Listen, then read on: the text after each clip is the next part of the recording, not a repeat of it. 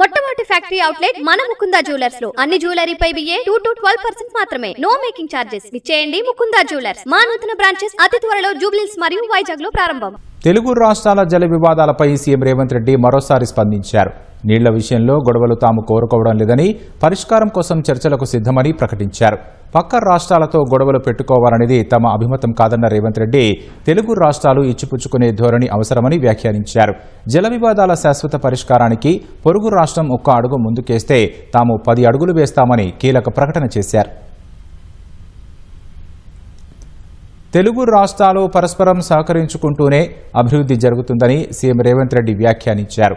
రంగారెడ్డి జిల్లా రావిర్యాలలో Sujan Medicare company ప్రారంభోత్సవంలో పరిశ్రమల శాఖ మంత్రి శ్రీధర్ బాబుతో కలిసి పాల్గొన్నారు. ఉమ్మడి రాష్ట్రంలో ప్రతిపాదించిన కృష్ణా పరివాహక ప్రాజెక్టులకు ఏపీ ప్రభుత్వం అభ్యంతరాలు చెప్పకుండా సహకరించాలని కోరారు. ఏపీ సర్కారు ఒక్క అడుగు ముందుకు వేస్తే తెలంగాణ 10 అడుగులు వేస్తుందని స్పష్టం చేశారు. నీళ్ల పంచాయతీని కోర్టుల్లో కాకుండా కూర్చుని మాట్లాడుకుందామని సీఎం రేవంత్ రెడ్డి ఆకాంక్షించారు.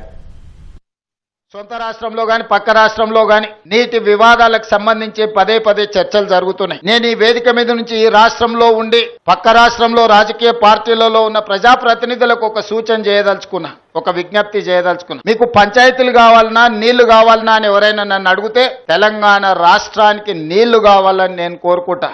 మీకు వివాదాలు కావాలనా, పరిష్కారం కావాలనా అంటే నేను పరిష్కారం కోరుకుంటా. నీళ్ల వివాదం ముసుగులో రాజకీయ ప్రయోజనం పొందాలి అని మా ప్రభుత్వం, మా పార్టీ భావించడం లేదు. రాజకీయాలకు అతీతంగా మనం ఈ రోజు ఆలోచన చేసుకొని పరిష్కరించుకోవాలి. ఒకటే చర్చలు, ఒక్కటే పరిష్కారము. న్యాయస్థానాల దగ్గరనో ఇతరుల దగ్గర పోయి పంచాయతీ తెంచుకునే కంటే మనమే కూర్చొని మన సమస్యల్ని సామరస్య పూర్వకంగా పరిష్కరించుకోవాలి అనేదే మా విధానము. పక్క రాష్ట్ర ముఖ్యమంత్రి గారికి నేను విజ్ఞప్తి చేస్తున్నా. కృష్ణా నదిలో ఉన్న మా పాలమూరు రంగారెడ్డి ఎత్తిపోతలు కావచ్చు, మా కల్వకుర్తి లిఫ్ట్ ఇరిగేషన్ కావచ్చు, మా డిండి ప్రాజెక్టు కావచ్చు, మా ఎస్ఎల్బిసి భీమా నెట్టంపాడు ప్రాజెక్టులు కావచ్చు, ఉమ్మడి రాష్ట్రంలోనే మంజూరైన ప్రాజెక్టులు. వీటి అనుమతులకు మీరు అడ్డంకి పెట్టకండి, వీటి అనుమతులకు మాకు సహకరించండి. ఆంధ్రప్రదేశ్ రాష్ట్రం నుంచి అభ్యంతరాలు రావడం వల్ల ఎన్విరాన్మెంట్ క్లియరెన్సులు గాని సిడబ్ల్యూసి క్లియరెన్సులు తెచ్చుకోవడంతో మాకు సమస్యగా మారింది. ఇవి రాకపోవడం వల్ల మాకు రావాల్సిన బ్యాంకులో నుంచి రుణాలు గాని, కేంద్ర ప్రభుత్వం అందించాల్సిన సహాయం గాని, కేంద్ర ప్రభుత్వం 60% నిధులు ఇవ్వడానికి అవకాశం ఉన్న ప్రాజెక్టులు మాకు రావడం లేదు.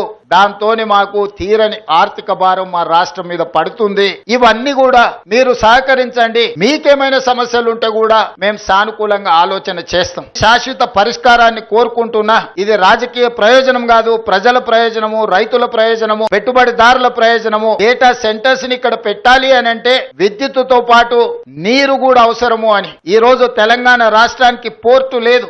పోర్ట్ కనెక్టివిటీ ఉంటేనే మ్యానుఫ్యాక్చరింగ్ యూనిట్, ఇండస్ట్రీస్ వస్తాయి. దానికి అందుకే మచిలీపట్నం పోర్ట్ కి డైరెక్ట్ గా భారత్ ఫ్యూచర్ సిటీ నుంచి ఎక్స్ప్రెస్ హైవే విత్ రైల్వే కనెక్టివిటీతో ఈ రోజు కేంద్ర ప్రభుత్వం నుంచి మనం అనుమతులు అడిగినాం.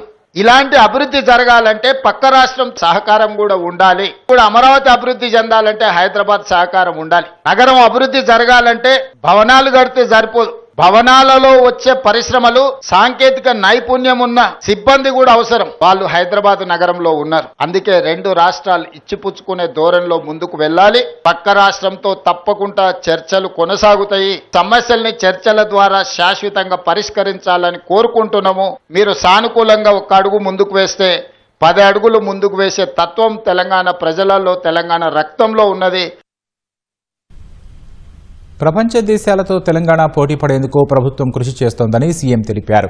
భవిష్యత్ తెలంగాణ ఆర్థిక వ్యవస్థ క్యూర్, ప్యూర్, రేర్ మీద ఆధారపడి ఉందని రేవంత్ రెడ్డి వివరించారు.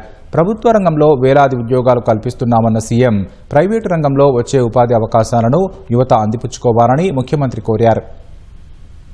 3 layer policy. First layer is cure, second layer is pure, third layer rare. రేపటి భవిష్యత్తులో తెలంగాణ రాష్ట్ర ఆర్థిక వ్యవస్థ ఈ క్యూర్ మీద, ప్యూర్ మీదనే ఆధారపడి ఉంది.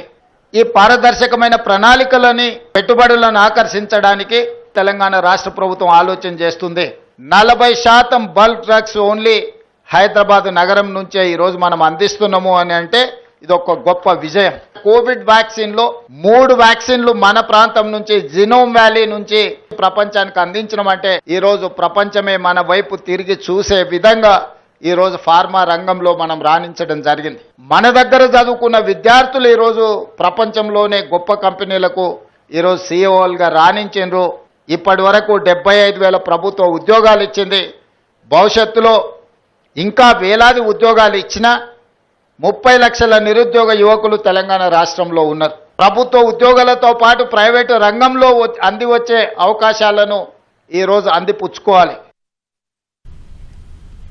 లైఫ్ సైన్సెస్ కంపెనీలకు హైదరాబాద్ చిరునామాగా మారిందని మంత్రి శ్రీధర్ బాబు పేర్కొన్నారు. ప్రభుత్వ పరంగా సదరు సంస్థలకు ప్రోత్సాహకాలు అందిస్తామని వెల్లడించారు.